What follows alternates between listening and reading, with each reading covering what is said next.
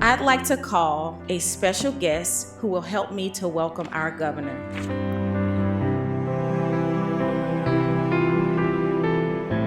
Beasy is an advocate, writer, an IBM Rookie of the Year, an Achiever of the Quarter, and a survivor of domestic violence.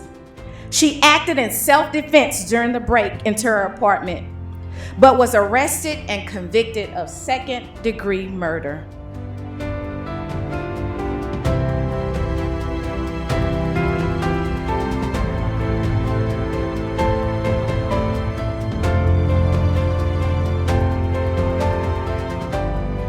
She said, "My dream is to meet Governor Edwards and to thank him for what he did to me." And I said, "Beasy, I don't know how we can make it happen, but we're gonna make it happen."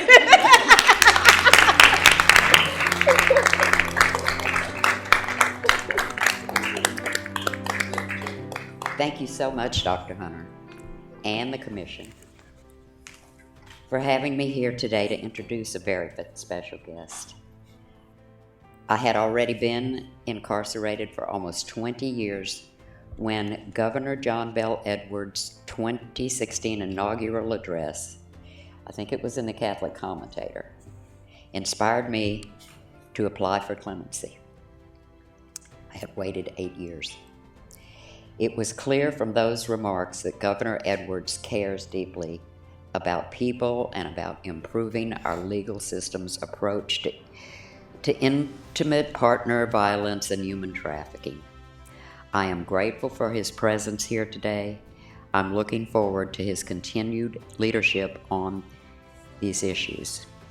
As Dr. Hunter shared, mine was a clear case of self-defense, but I was convicted of second-degree murder by a non-unanimous jury and sentenced to life without parole.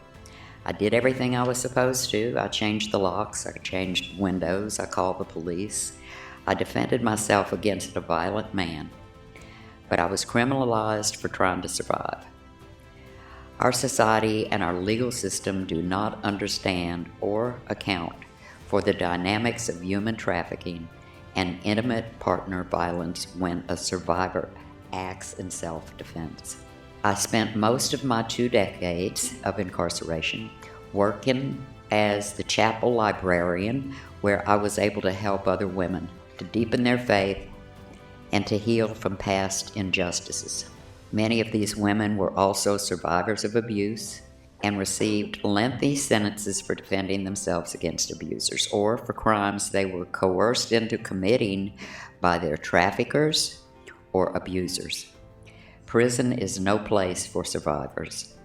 We should receive care, healing, and support, not lengthy prison sentences. I am eternally grateful to Governor Edwards for granting me parole. My clemency is very rare, and I should not have been convicted in the first place. We need new legislation to help criminalized survivors. This year, the Louisiana legislature will have a chance to pass the Justice for Survivors Act, which would prevent other survivors from receiving wrongful convictions like I did. This law would ensure that judges and juries are able to be educated on and meaningfully consider the role of abuse in cases like mine. It would give survivors who have already been wrongfully incarcerated for decades, and I know these ladies, a chance to earn their freedom. For all my friends who will otherwise die while incarcerated, we need Louisiana's law to change this year. Survivors should never have to choose between prison and death. And the ladies that I left behind in LCIW deserve the same justice and freedom that I was given. I am grateful for it every day. It is my personal honor to introduce Governor John Bel Edwards.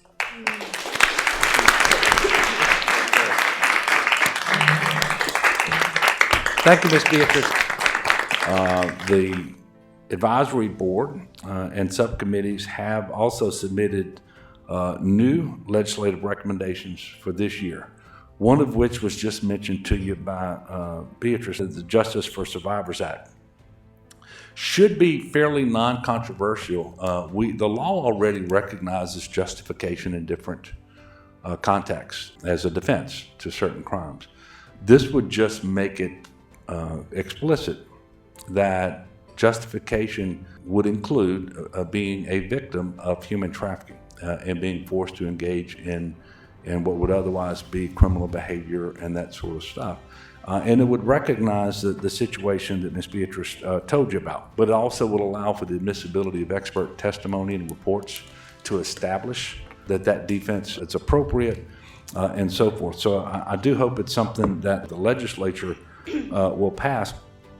She told you that I was able to sign a clemency application that came to me from the board, but that's after 20 years. This would remedy that hopefully on the front end so that the people are never incarcerated to begin with. But we're always, and there is a retroactive application for this so that people who may have already been convicted of a crime, that they may be able to get some post-conviction relief if they can establish that they were victims of human trafficking.